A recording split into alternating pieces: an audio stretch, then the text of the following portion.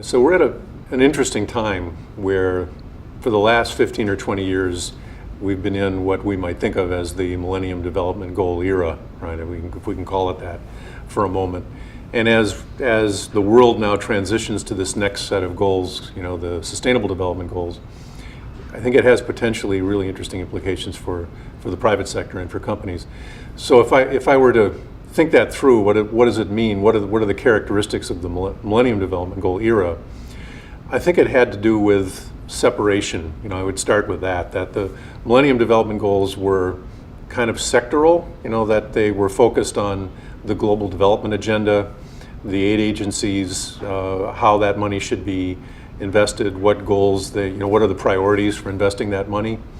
But the corporations and the private sector was not really included that much in the vision for how that would unfold. And instead, they kind of had their own agenda, which flowed out of the Rio Earth Summit, go all the way back to the early 90s, and was mostly about becoming more eco-efficient. How do we reduce energy use and energy intensity and waste intensity, and all good, and for the last 20 years, I would say that's really what business and corporations have been focused on when they use the word sustainability.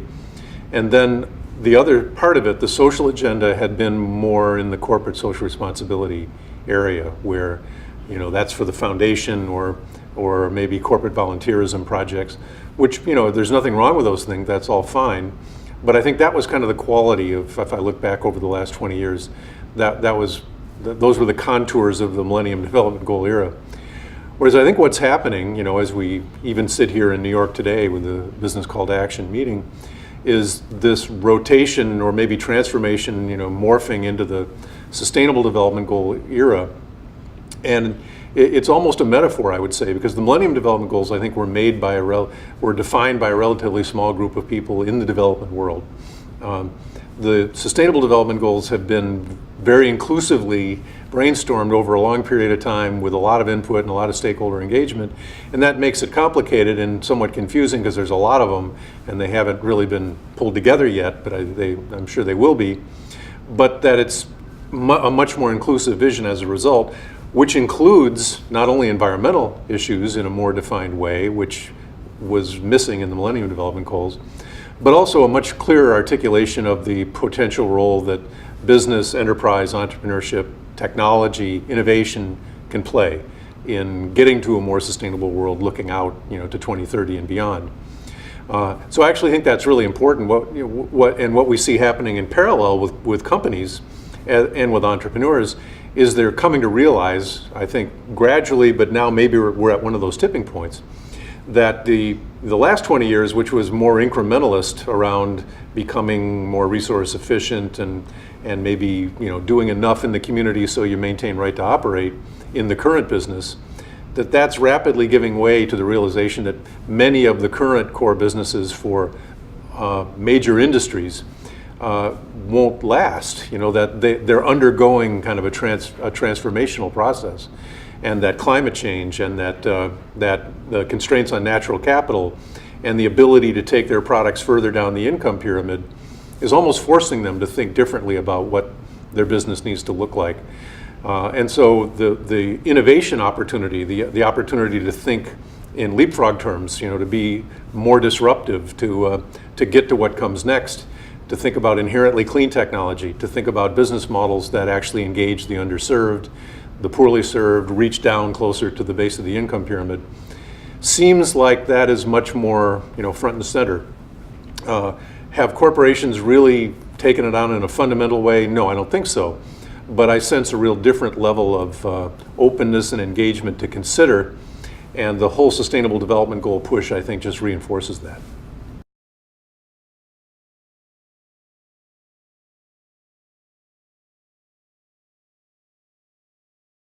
So we think in terms of the competitive implications, if you just accept the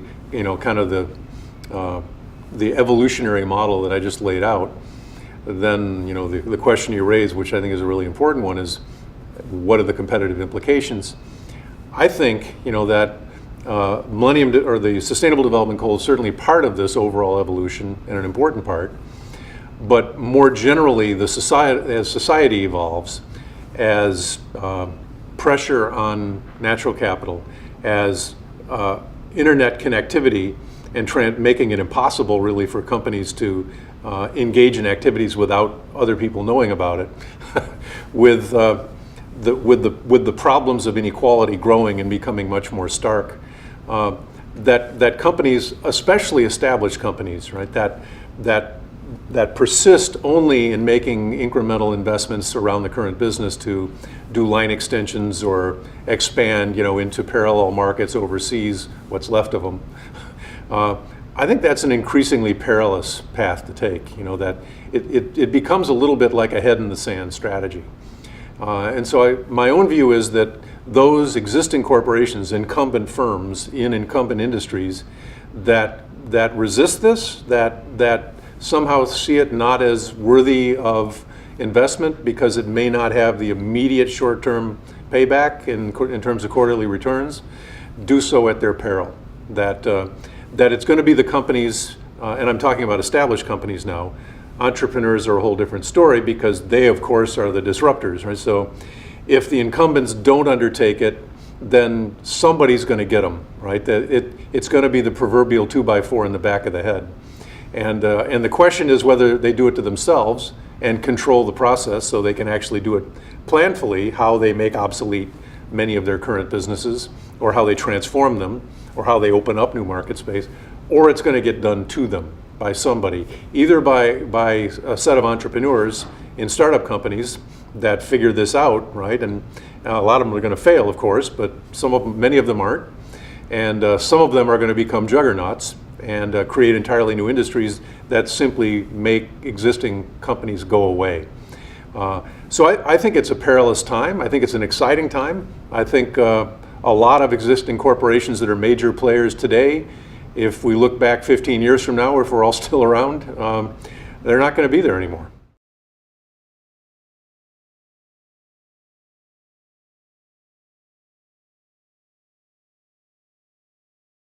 It's a really interesting and important question because if we were having this conversation 10 years ago, it probably wouldn't even have come up as a topic, the idea that should multinational corporations look to do internal development or just wait and make acquisitions.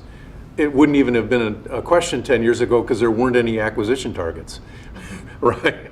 So I think it's actually a pretty healthy sign to say that here we are, 10, 15 years later, and while there's been a lot of stumbling and mistakes and failures in the BOP entrepreneurship space, there certainly has been that. The world is filled with failed BOP enterprises for a whole range of reasons, that it's come far enough in 10 or 15 years, and after all, 10 or 15 years really isn't very long in the grand scheme of things.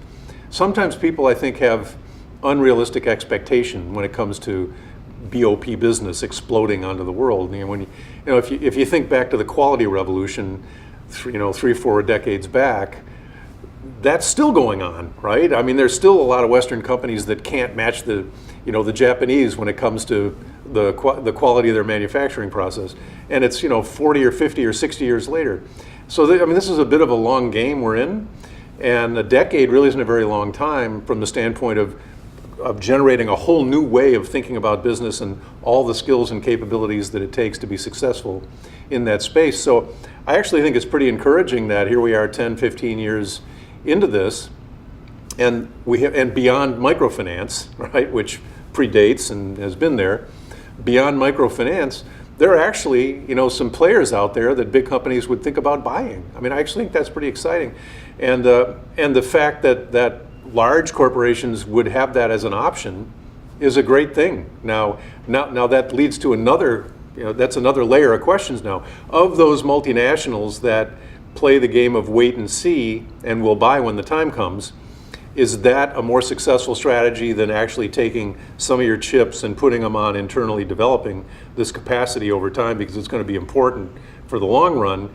Those are two distinct, we'll call them BOP strategies. And the question will be which one wins out. We'll see.